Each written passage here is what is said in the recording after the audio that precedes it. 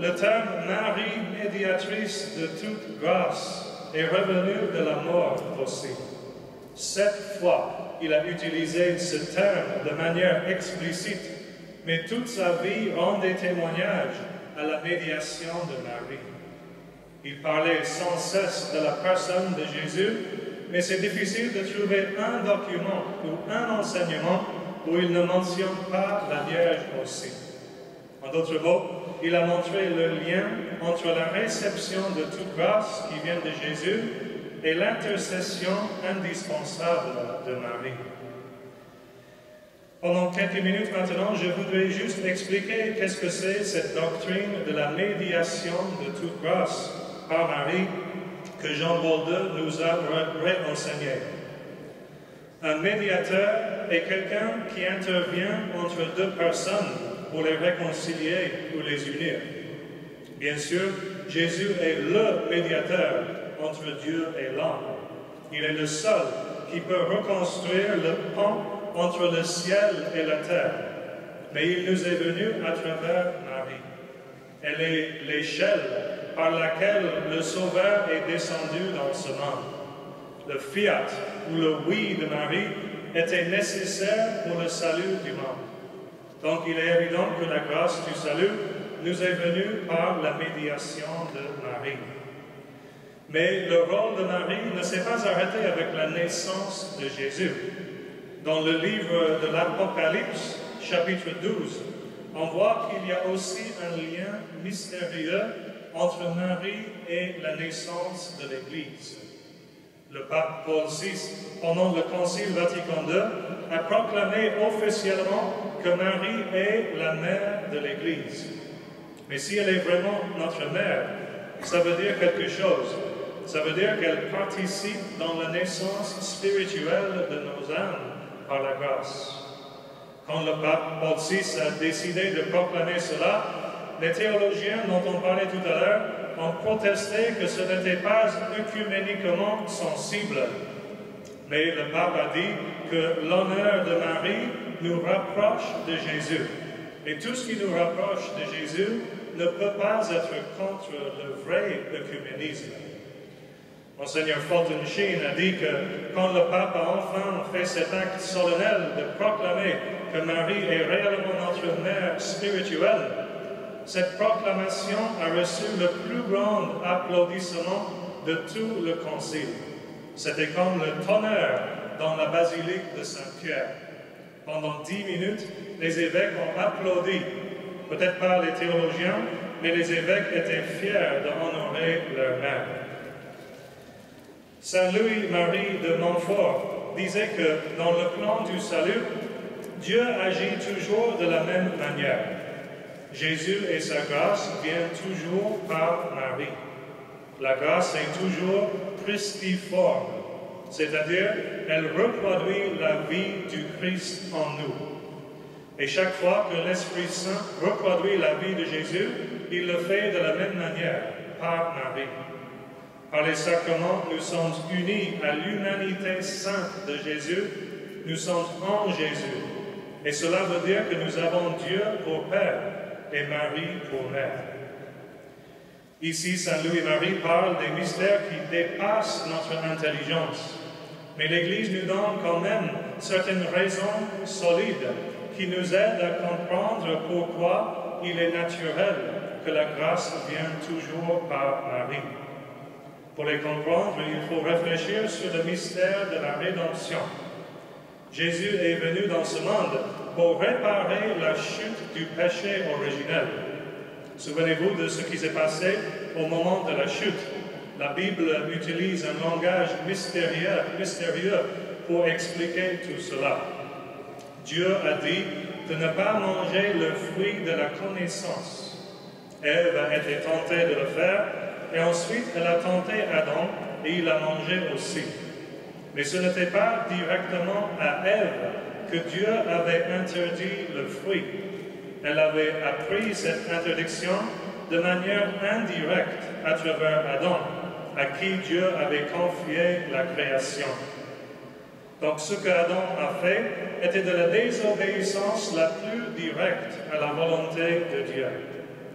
Le bienheureux John Henry Newman a dit que c'est pourquoi la chute, avec toutes ses conséquences mauvaises pour la création, est arrivée seulement quand Adam a mangé, et non pas avant. Le monde est tombé dans la personne d'Adam, mais dans cette chute, Ève a joué son rôle aussi. Tout de suite après la chute, le Seigneur donne une prophétie qui est difficile à traduire.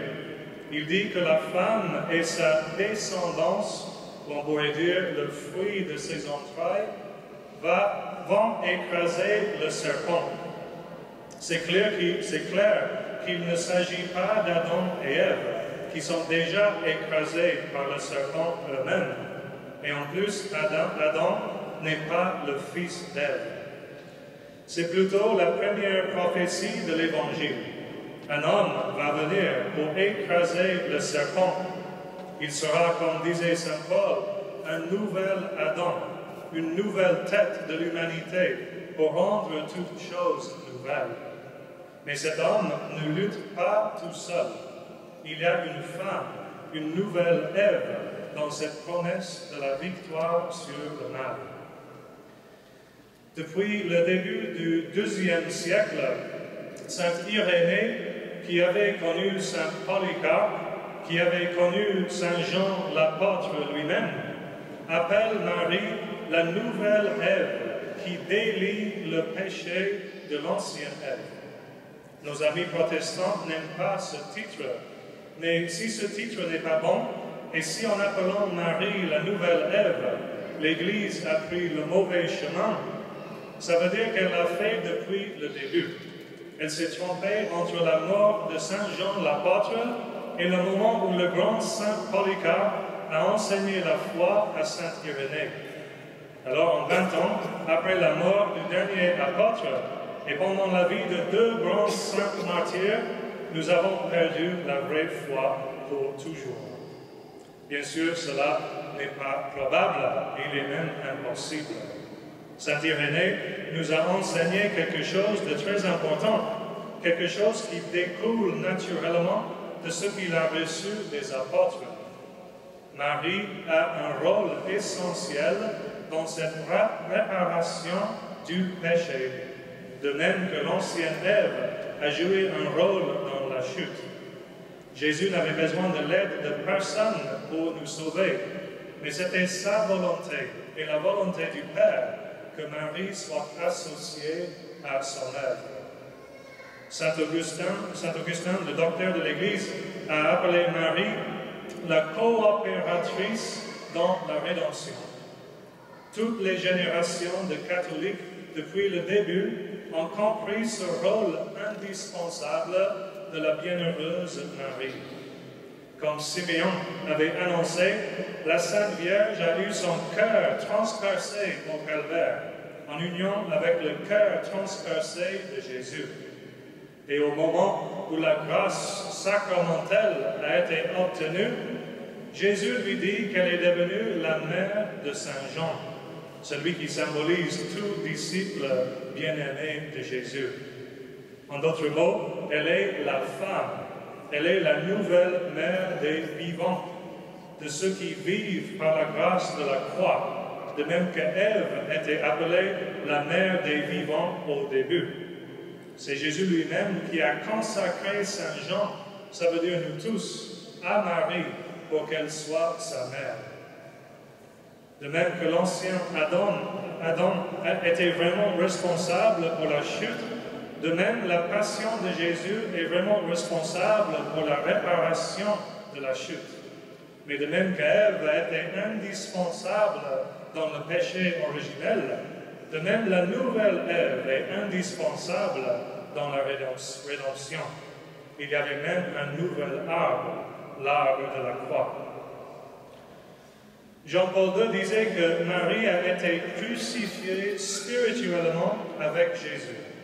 Et le Concile Vatican II a précisé que Marie devait consentir dans son cœur à l'offrande de la vie de Jésus, même si ça l'a presque tué de tristesse.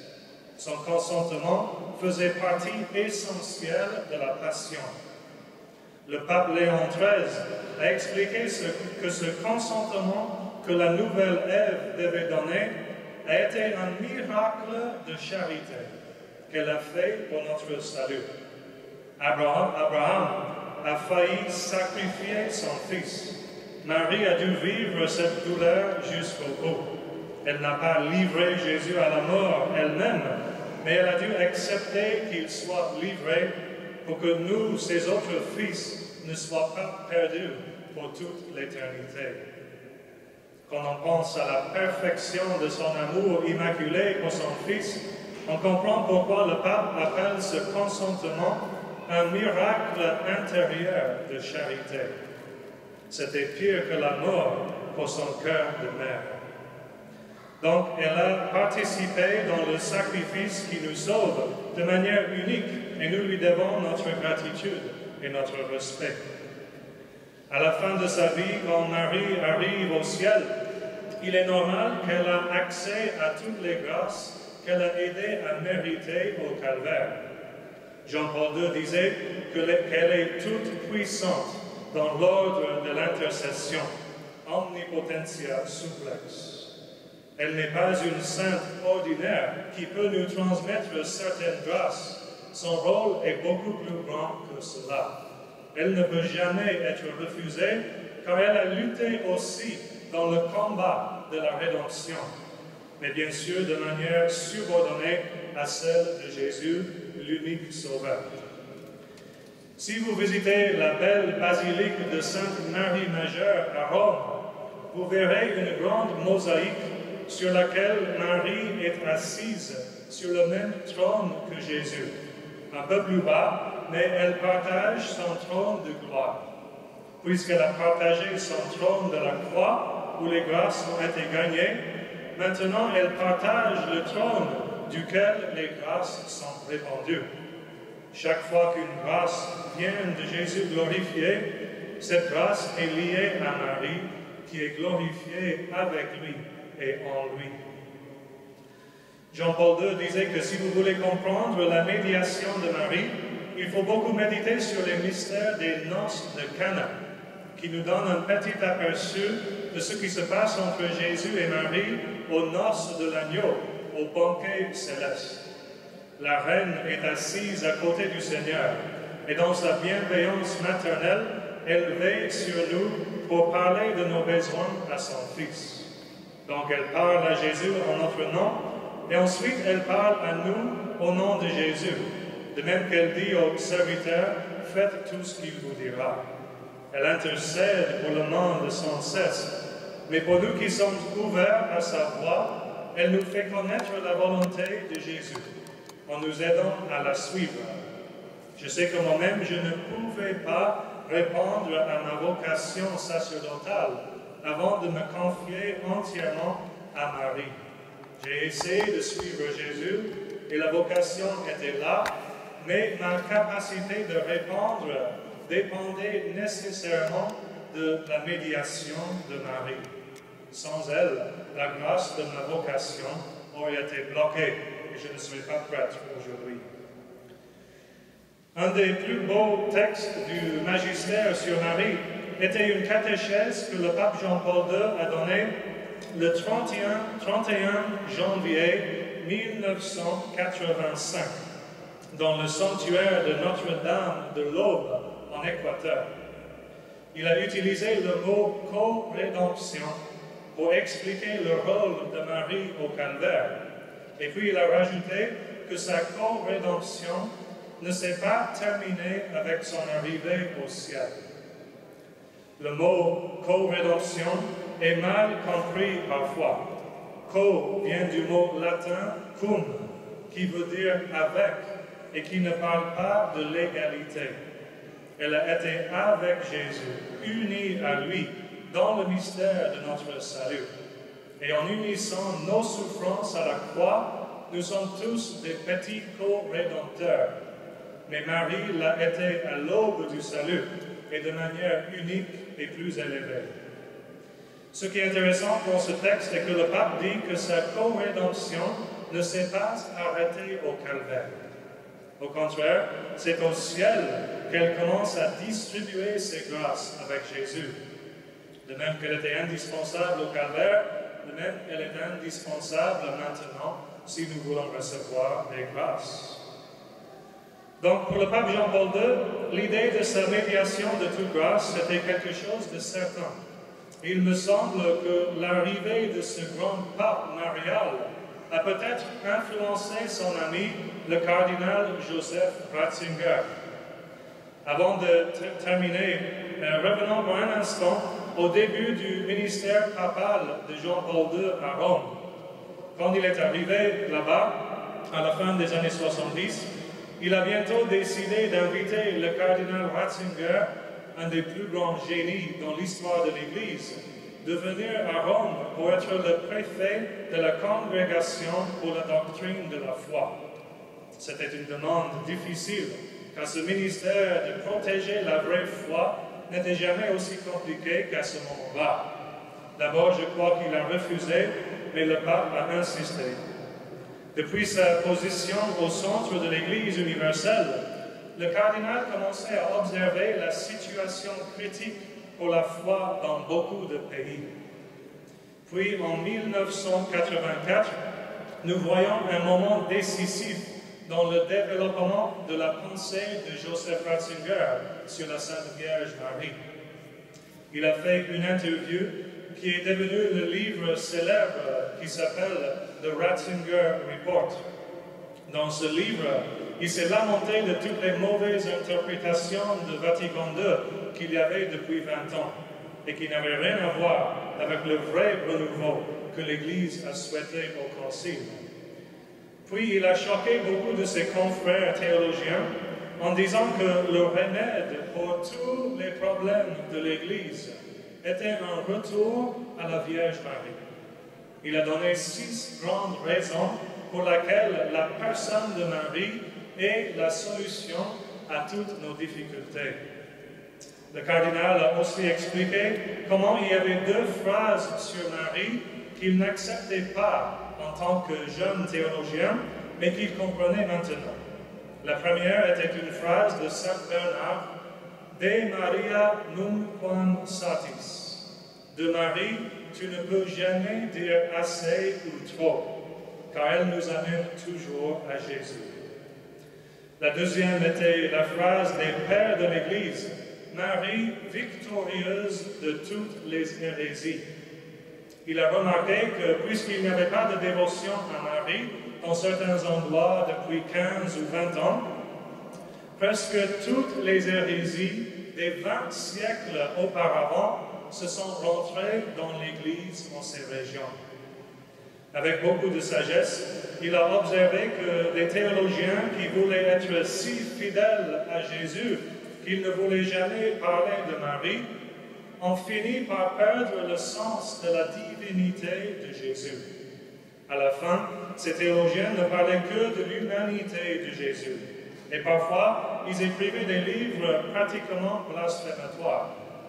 En d'autres mots, le cardinal a compris par l'expérience que l'honneur de Marie a l'effet de nous préserver dans la vérité sur Jésus.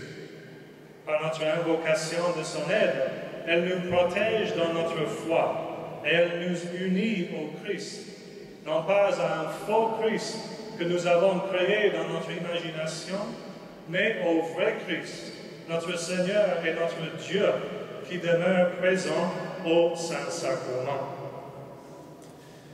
Dans son livre sur la Vierge Marie, le père Garrigou-Lagrange a remarqué qu'il y a souvent 3 phases dans la mariologie des théologiens. Dans la première phase, le théologien proclame sans problème, avec la piété de sa jeunesse, tous les privilèges de la Vierge. Ensuite, quand il commence à étudier en profondeur la théologie, il peut commencer à penser qu'il y a certaines difficultés doctrinales dans les privilèges que la piété catholique attribue à Marie. Ensuite, dans une troisième phase, quand il commence à posséder une vraie sagesse et à pénétrer de manière encore plus profonde les mystères de la foi, il voit qu'en fait, tous ces privilèges de Marie sont en harmonie parfaite avec la révélation divine. Et donc ici, on voit le début de la troisième phase de la mariologie de cardinal Ratzinger. Et je crois que tous ces autres écrits en ont été influencés. Pour moi, c'est à ce moment-là que sa pensée devient de plus en plus lumineuse. À partir des années 80, il commence à écrire des très belles choses sur l'Eucharistie et sur la liturgie. Donc il est évident que Ratzinger commençait à voir plus clairement l'importance de Marie, mais il restait toujours cette question de sa médiation de toute grâce. Il n'a jamais utilisé ce titre, et dans une interview vers l'année 2000, il n'a pas soutenu l'idée de la proclamation d'un nouveau dogme sur Marie. Sa préoccupation était toujours pour les relations œcuméniques. Mais peut-être le charisme de Pierre a changé ses idées un petit peu quand il est devenu pape en 2005. Car dans une homélie de l'11 mai 2007, il a enseigné que toutes les grâces passent par Marie. Sans utiliser le terme médiatrice de toute grâce, il a enseigné la doctrine. Il a dit « Il n'existe aucun fruit de grâce dans notre histoire du salut qui n'ait pour instrument nécessaire la médiation de Notre-Dame. » Et ensuite, nous rendons grâce à Dieu le Père, à Dieu le Fils, à Dieu l'Esprit Saint, dont nous parviennent par l'intercession de la Vierge Marie toutes les bénédictions du ciel. Dans la même année, il a écrit un document sur l'Eucharistie dans lequel il a demandé de manière encore plus claire que Jean-Paul II l'adoration perpétuelle dans toutes les grandes villes du monde. Plus son magistère devenait marial, plus il devenait eucharistique. Ensuite, l'11 février 2013, la fête de Notre-Dame de Lourdes, quelque chose d'étrange s'est passé. Comme un coup d'éclair dans un ciel tout bleu, le pape Benoît XVI a choqué le monde entier en annonçant qu'il allait se retirer pour donner son ministère à quelqu'un de plus jeune. Ce même jour, qui est d'une importance monumentale dans l'histoire de l'Église, le pape a fait quelque chose d'autre de très intéressant qui était éclipsé par l'annonce de sa démission, mais qui était monumental aussi. Il a écrit une lettre au sanctuaire marial de la Bavière qui s'appelle Altötting, et dans cette lettre, pour la première fois, il a appelé la Vierge Marie la médiatrice de toute grâce. Quel mystère! Il a fallu 50 ans, mais ce que le jeune théologien Joseph Ratzinger ne voulait pas que l'Église proclame pendant les années 60, le vieux et sage Benoît XVI était enfin prêt à proclamer lui-même. Mais pourquoi est-ce qu'il a attendu la fin de son ministère pour le faire? Pourquoi écrire cela le jour où il annonce son départ? On ne sait pas, mais c'est peut-être un signe. Il y a un mouvement qui s'appelle Vox Populi, qui travaille pour demander au pape de proclamer le 5e dogme marial. Depuis les années 90, ils ont envoyé 6 millions de signatures au pape, et leur travail a été soutenu par Mère Teresa avant sa mort. Il y a des membres de ce mouvement qui croient que Benoît XVI a écrit cela avant de partir pour laisser un message pour ses successeurs. Tout le monde savait que ce grand génie a été opposé à la proclamation de cette doctrine depuis le temps du Concile Vatican II, et son opinion porte beaucoup de poids. Alors, avant de partir, le pape voulait faire comprendre qu'il n'est plus opposé à cet enseignement, au cas où un de ses successeurs se sont appelés à proclamer ce dogme. Je ne sais pas si leur interprétation est correcte, mais j'espère qu'ils ont raison. Et c'est certain que le pape n'a pas fait cela pour rien. Au début de cet enseignement, j'ai dit que plus Marie est honorée dans l'Église, plus l'Eucharistie est aimée et adorée. Je trouve que c'est intéressant qu'en 2007, Benoît XVI explique la doctrine de la médiation universelle de Marie, et dans la même année, il demande l'adoration perpétuelle partout. Il est intéressant aussi que Benoît XVI a envoyé cette lettre dans laquelle il appelle Marie la médiatrice de toute grâce au sanctuaire d'Altötting. Et c'était Benoît XVI lui-même qui avait demandé 2 fois qu'il y ait l'adoration perpétuelle dans le sanctuaire d'Altötting. Il voulait que cette chapelle d'adoration dans un sanctuaire marial soit le cœur spirituel de la Bavière. Depuis les années 80, je crois qu'il y a des liens mystérieux entre ce qu'il dit sur Marie et ce qu'il dit sur l'Eucharistie. Il a compris de plus en plus ces dernières années l'importance de Marie, mais aussi l'importance de l'adoration perpétuelle pour le renouveau de l'Église. Le cardinal Piacenza, qui travaillait avec lui, nous a dit une fois que quand le pape a vu le document de la congrégation du clergé qui demandait l'adoration perpétuelle, le rosaire et la maternité spirituelle pour obtenir la sanctification des prêtres, il a dit « Voilà la manière de reconstruire l'Église ». Vers la fin de son ministère, Benoît XVI a commencé à voir les choses de manière semblable à la vision de Saint Pierre-Julien Aymar, le grand saint eucharistique. Ce saint disait qu'un jour, il y aura un règne eucharistique où Jésus au Saint-Sacrement va être adoré solennellement et perpétuellement et où il va régner dans les âmes à partir de son trône eucharistique. Il a dit que dès que l'adoration du Saint-Sacrement est au centre de l'Église, et lorsque Jésus reçoit l'amour qu'il mérite, il y aura une renaissance de l'Église et même de la société. Je crois que ce grand renouveau est ce que nous appelons le triomphe du cœur immaculé, prophétisé à Fatima au siècle dernier. En 2010, Benoît XVI a dit que nous pouvons espérer que cette prophétie soit accomplie dans les années qui viennent. Souvenez-vous que pendant la dernière apparition à Fatima, il y avait le miracle du soleil. Il pleuvait beaucoup, mais quand Marie est apparue, le beau soleil l'a suivi. Et ensuite, le soleil commençait à danser dans le ciel. Tout le monde était couvert de la pluie et de la boue. Mais après que le soleil avait dansé devant des milliers de personnes, ils se trouvaient tous parfaitement secs.